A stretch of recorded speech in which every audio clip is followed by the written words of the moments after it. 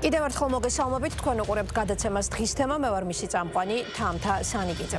ახალი მკაცრი მოწოდებები ევროსაბჭოდან და გადადებული შეხვედრა ბრიუსელში საქართველოს ხელისუფლების მისამართით საერთაშორისო პარტნიორებთან სულ უფრო ამკაცრებენ.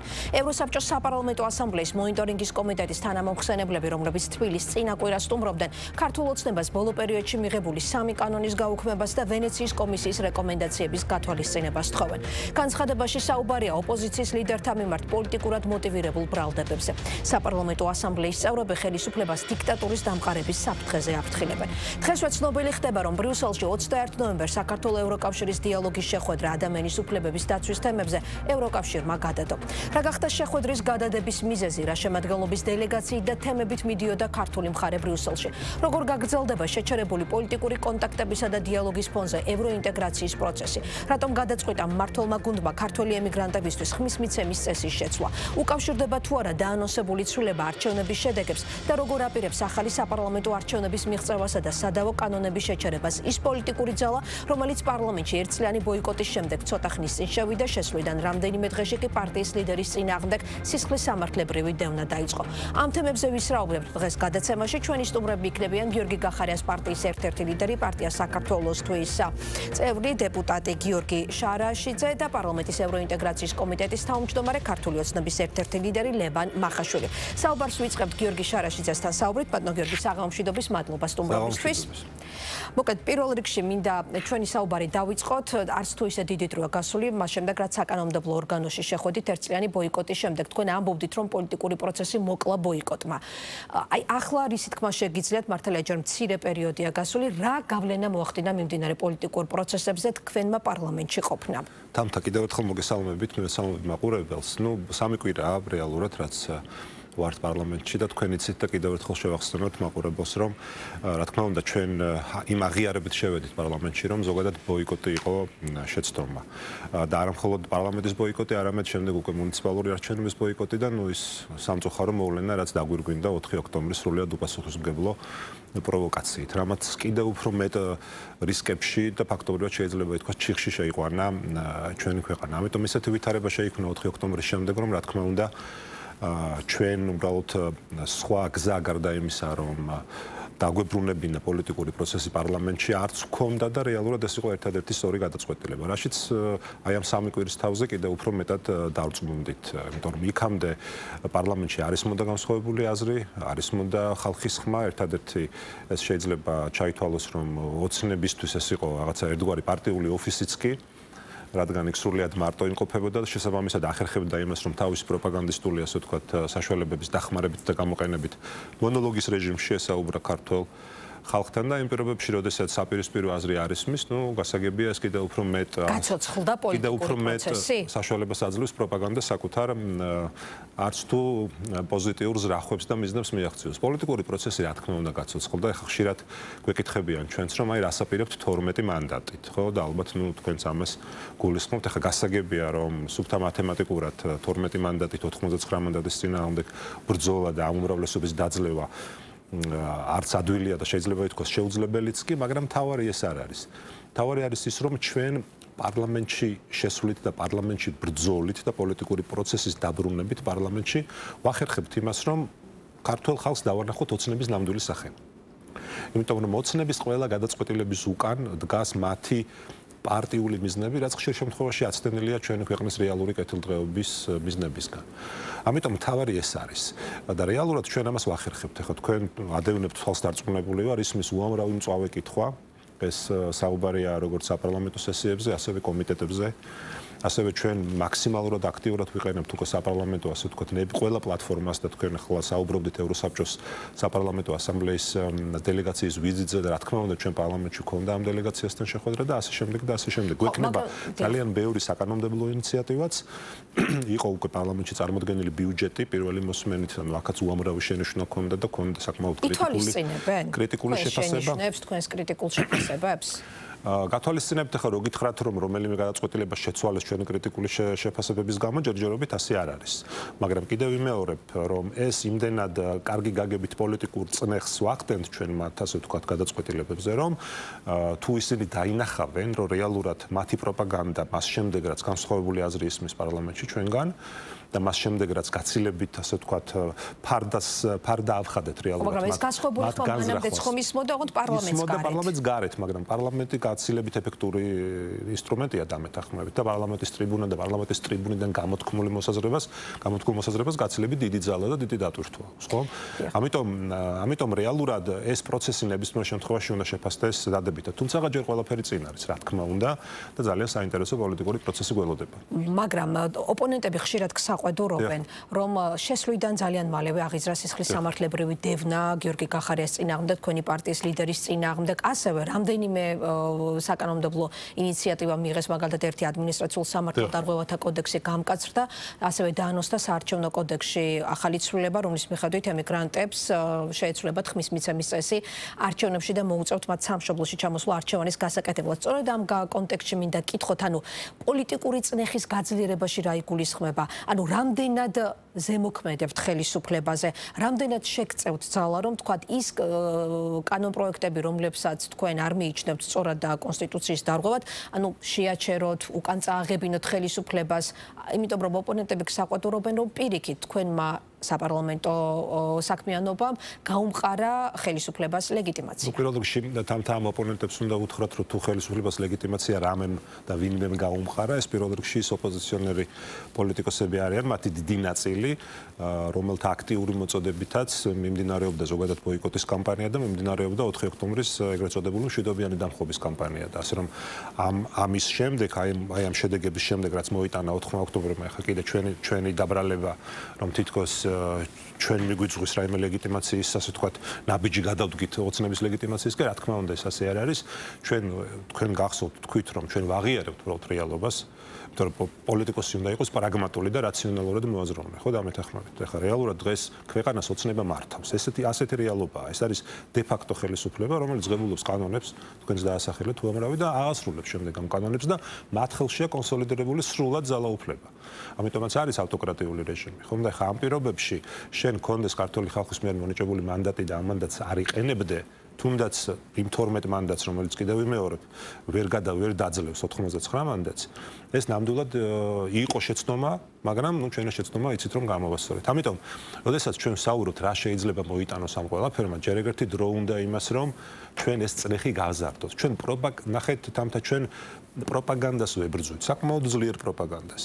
ამიტომ ოცნებას სანამ არ მივახცევთ იმ დონეს, როდესაც ამ პროპაგანდასაც კი ფარდას ავხდით და რთული გახდება ოცნებისთვის იმ ტყუილების, ასე ვთქვათ, დაჯერება ხალხისთვის, რასაც აქამდე აკეთებდა, მაშინ უკვე დაიწყებს ოცნება უკან დახევას. ეს ვერ მოხდება ერთ დღეში და ორ დღეში. გასაგებია და ბუნებრივია. როდისთვის ვარაუდობთ? ახლა კონკრეტული დროის ამას სჭირდება თანმიმდევრული მუდმივი, მათ შორის მწვავე ოპონირება, რისთვისაც ჩვენ რა თქმა უნდა მზად ვართ პარლამენტში და არ გამოვტოვებთ აბსოლუტურად არც ერთ პლატფორმას, არც ერთ საკანონმდებლო ინიციატივას, რაზეც ჩვენი მოქალაქეები ვერ მოისმენენ ჩვენს განსხვავებულ და კრიტიკულ აზრს.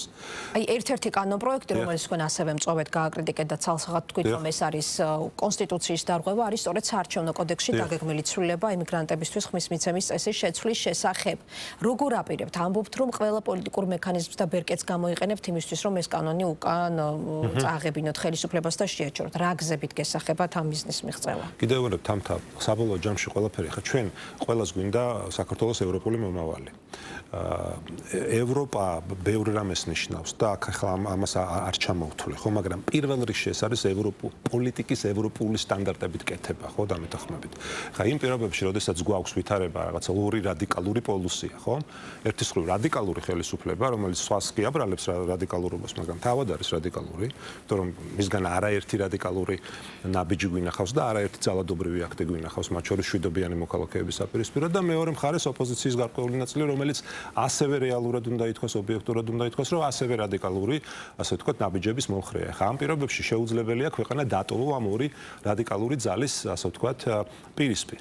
და რა თქმა უნდა არსებობდეს ზალა, რომელსაც შეუძლია წვავე, მაგრამ ამავე დროს ჯანსაღი ცივილური მშვიდობიანი ოპონირების გზით მოახერხოს, ასე ვთქვათ, ოპონენტის ამ შემთხვევაში ოცნებისთვის პროპაგანდის მოგება. კიდევ ვიმეორებ, თუმცა აქ მთავარი ხაზი თამთა გადის რეალურად ინფორმაციულ ბრძოლაზე. ჩვენ ოცნების წინააღმდეგ გვაქვს მოსაგები ინფორმაციული ომი.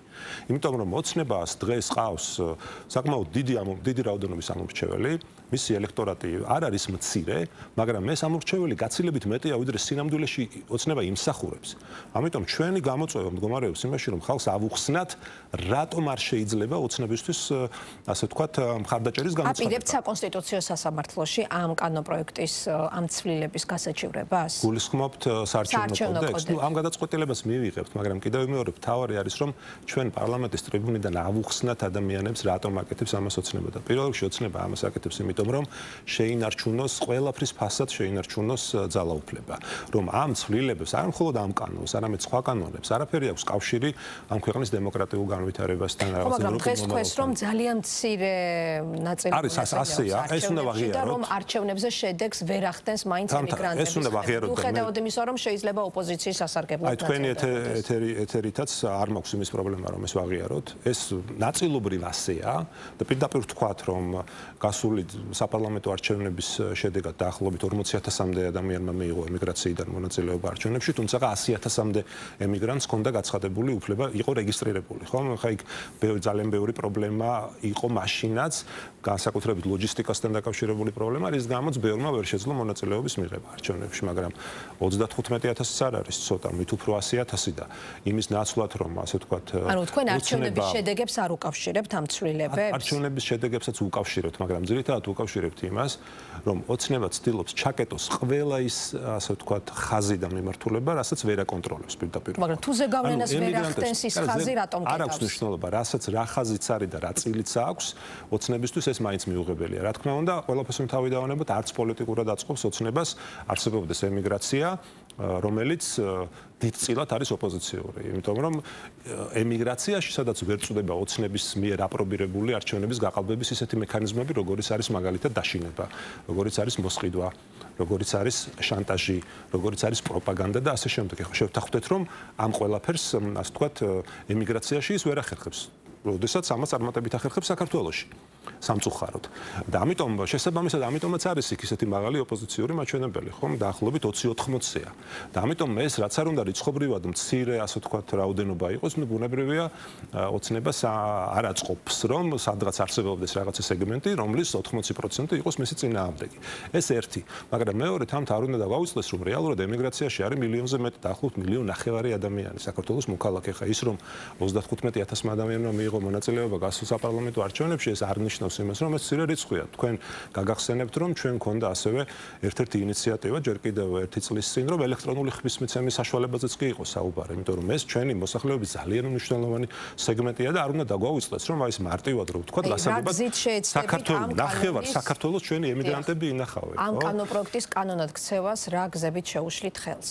კიდევ მეორე მხრივ ჩვენ გამოვიყენებთ ყველა ჩვენს ხელთ ასებულ ინსტრუმენტს და ბექს. აი ინსტრუმენტებში რა იგულისხმება, მათ შორის არჩევნიც?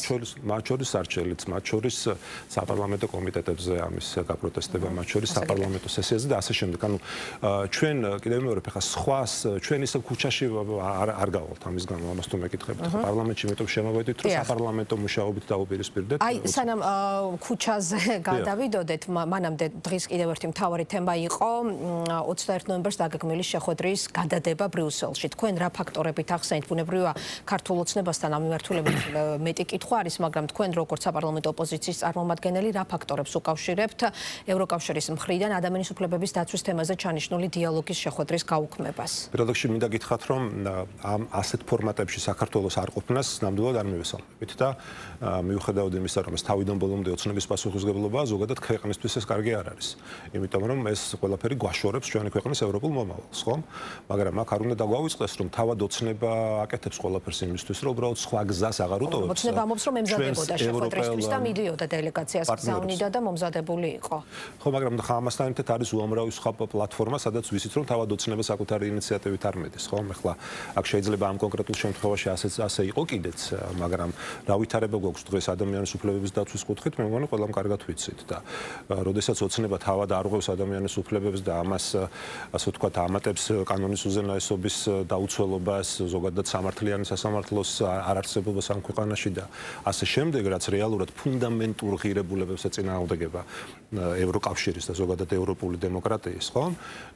ამის თან ამავე დროს რაც მთავარია ოცნებას გაცხადებული პოლიტიკური ნება აქვს, რომ არაპირებს ევროკავშირში გაწევრიანების საკითხს მიუბრუნდეს 2028 წლამდე. ხა ამის შემდეგ უბრალოდ არ უნდა გვიკურდეს მე ამის თქმა მინდა ევროპელი პარტნიორების მხრიდან, რომ ისინი აი ესეთ უკიდურეს ზომებზეც მიდიან, მაგრამ ამაზე პასუხისმგებლობა რა თქმა უნდა მხოლოდ ოცნებას ეკისრება. ძიმე იყო ის არ და ვერ დავაკისრებ რამე პასუხისმგებლობას ევროპელებს, იმიტომ რომ ძიმე იყო ის გზავნილებიც, რომლებიც ევროსაბჭოს საპარლამენტო ასამბლეის თანამომხსენებლების მხრიდან მოვისმინეთ ერთი კვირის წინ ეს ადამიანები იმყოფებოდნენ საქართველოში, შეხვდნენ მათ შორის თქვენს პოლიტიკურ ძალასაც, შეხვდნენ ხელისუფლების ასევე ოპოზიციის, არასაპარლამენტო ოპოზიციის წარმომადგენლებს, მესამე სექტორის წარმომადგენლებს და დღეს მათგან მოვისმინეთ საკმაოდ მძიმე განცხადებები, რომ გაუქმდეს თქვა უცხოური გავლენის უცხოურ აგენტთა რეგისტრაციის აქტი, რომ გაუქმდეს ასევე ანტიკორუფციულ ბიუროსთან გრანტებთან დაკავშირებული კანონი და მესამე იყო დასახელებული კიდევ ერთი კანონი ადმინისტრაციულ სამართალდარღვევთა გამკაცრებულ კოდექსს გულისხმობდნენ. იყო საუბარი პოლიტიკური დიქტატურის დამყარების საფრთხეზეც. მე მაინტერესებს, როდესაც თქვენ შეხვდნენ მონიტორინგის კომიტეტის მომხსენებლები, რა იყო მათი გზავნილი? ანუ მოიწონეს თუ არა თქვენი საქციელი პარლამენტში შესვლასთან დაკავშირებით, ანუ როგორი იყო აი ამ მათი პოზიცია უშუალოდ თქვენს გადაწყვეტილებასთან დაკავშირებით, იმიტომ რომ თქვენ მაშინ თქვით, რომ მათ გააცანით თქვენი პოზიციაც ნაბიჯით თუ რატომ მიიღეთ საკანონმდებლო ორგანოში შესვლის გადაწყვეტილება. ნუ რა თქმა უნდა, ჩვენ მაშინ ეს თქვით და საკმაოდ საინტერესო და ნაყოფიერი შეხვედრა იყო, მე პირადად ვესწრებოდი. ამ შეხვედრას უბრალოდ ამ დელეგაციის ფორმატი და მანდატი არ ითვალისწინებდა მათ შორის შეხვედრის განმავლობაში ხელს პოზიციის დაფიქსირებას. მათი ძირითადი მანდატი იყო ინფორმაციის მოძიება, შეგროვება ყველა საჭირო მხარესთან შეხვედრა და შემდეგ უკვე ისინი დაბრუნების შემდეგ გააკეთებდნენ განცხადებას. ნუ მინდა გითხრათ, რომ რაც შეეხება ჩვენს ნაბიჯს, ნუ ძალიან რთულია ევროპარლამენტარების მხრიდან უბრალოდ არ უნდა გაგიკვირდეს ის, რომ პარლამენტში დაბრუნება მათი მხრიდან ნებისმიერ შემთხვევაში დადებით გადაწყვეტილება და არის ასე ვთქვათ შეფასებული, რადგან მათთვის წარმოუდგენელია უბრალოდ ხალხმა დააფიქსირეს თუ კითხვებიდან გამომდინარე დაგრჩათ ასეთი შტაბ-ექსპერტი. კითხვებიდან გამომდინარე, რა თქმა უნდა და ჩვენ დავაფიქსირეთ პოზიცია, რომ მათ შორის ჩვენ გვაქვს ინტერესი და გაცხადებული სურვილი და ნება იმისა, რომ მონაწილეობა ჩვენ როგორც ოპოზიციურმა პოლიტიკურმა ძალამ საქართველოს პარლამენტიდან მონაწილეობა მივიღოთ ყველა ევროპულ დელეგაციაში, მათ შორის ევროსაბჭოს საპარლამენტო ასამბლეის დელეგაციაშიც.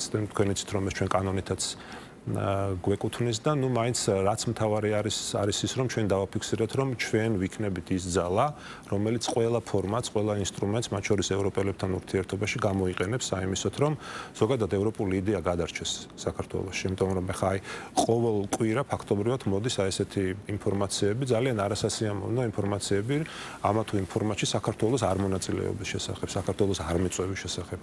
შეიძლება მივიღოთ ინფორმაცია, სადაც მიიწვიეს, მაგრამ საქართველოს არ მეცან ნებისმიერ შემთხვევაში ფაქტობრივად დღევანდელი დღის წესრიგი, ევროპული დღის წესრიგი ვითარდება საქართველოს გარეშე. ეს ძალიან დიდი პრობლემაა. ეს არის რეალურად აი ეს ისტორიული უკვე შეცდომაც აღარ არის. ისტორიული ხალატი აი ამ რეალურად მართლაც ერთჯერად შეიძლება ითქვას უნიკალური შესაძლებლობის, რაც გაჩნდა საქართველოს წინაშე, გულისხმობ ევროკავშირის გაფართოების, ასე ვთქვათ, საკითხის დაჩქარებას, იმიტომ რომ რამდენიმე წლის წინ ამას ვერც ვერავინ წარმოიდგენდა და ვერც ვერავინ იოცნებებდა ამაზე, მაგრამ აი დღეს ვხედავთ, რომ მიუხედავად ამ უნიკალური საშუალებისა სამწუხაროდ ოცნება ყველაფერს აკეთებს იმისთვის, რომ იზოლაციაში მოაქციოს ჩვენი ქვეყანა და სხვათა შორის ემიგრანტების კანონთან დაკავშირებით მინდა გითხრათ, რომ თუ აქამდე ახერხებდა იმას, რომ საქართველოს მოექცია, ასე ვთქვათ, ევროპული საერთაშორისო თანამეგობრობისგან იზოლაციაში, ხა უკვე სურს, რომ საქართველოს მოქალაქეებისგანაც მოაქციოს იზოლაციაში და ამ ადამიანებს არ მისცეს,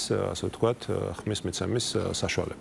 რაც შეეხება თქვენ ახსენეთ 4 ოქტომბრის მოვლენებით, საინტერესოა რაიმე შეფასება თუ გააკეთეს მონიტორინგის კომიტეტის წევრებმა პრეზიდენტის სასახლესთან განვითარებულ მოვლენებზე. შეფასება არ გაუკეთებიათ, მაგრამ ჩვენ დეტალურად, რა თქმა უნდა, ინტერესი. კი ბატონო, კითხვები იყო დამაზუსტებელი კითხვები, ხა ჩვენ ყველა პროცესი აუხსენით ზოგადად ის პერიოდი, რა პერიოდიც უძღვოდა წინ 4 ოქტომბერს და უშუალოდ 4 ოქტომბრის დღეს განვითარებული მოვლენები და უკვე შემდეგ ის პოლიტიკური ვითარება, რაც მივიღეთ 4 ოქტომბრის შემდეგ. ასე რომ ჩვენგან მათ ყოველ შემთხვევაში სრული ინფორმაცია. ანუ მათი მხრიდან იყო ინტერესის ერთ-ერთი ინტერესი იყო, მაგრამ პოზიცია ნამდვილად არ დაუფიქსირებთ.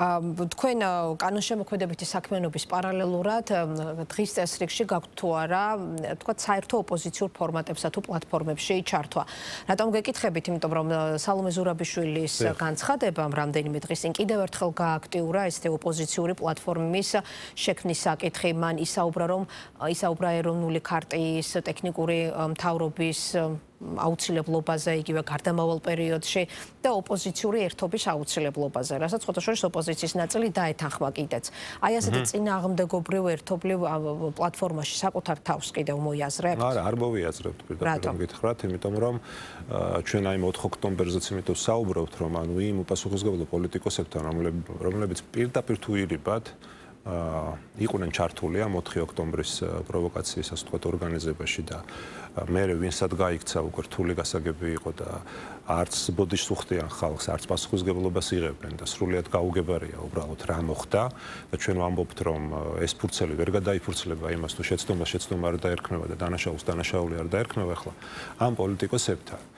ჩვენ საქმე არ გვაქვს პირდაპირ ვთქვათ და ამას ესე ღიად და გახსნილად თქვენს გიდასტურებთ.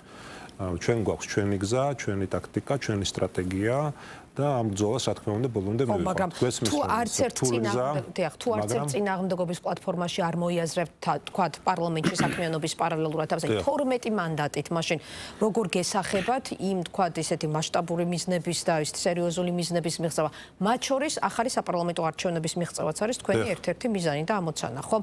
12 მანდატით, ანუ დანარჩენ ოპოზიციასთან თანამშრომლობის და კოორდინაციის გარეშე? და 12 მანდატი, რომელიც არის გამოყენებული ქართული ხალხის ინტერესებში და რომელიც ემსახურება ოცნების პროპაგანდის დაძლევას კიდევ ვიმეორებ და იმას, რომ ხალხმა იცოდეს სიმართლე და არ მივცეთ ოცნებას იმის საშუალება, რომ მუდმივად ტყუილში აცხოვროს ჩვენი ქვეყნის მოსახლეობის დიდი ნაწილი.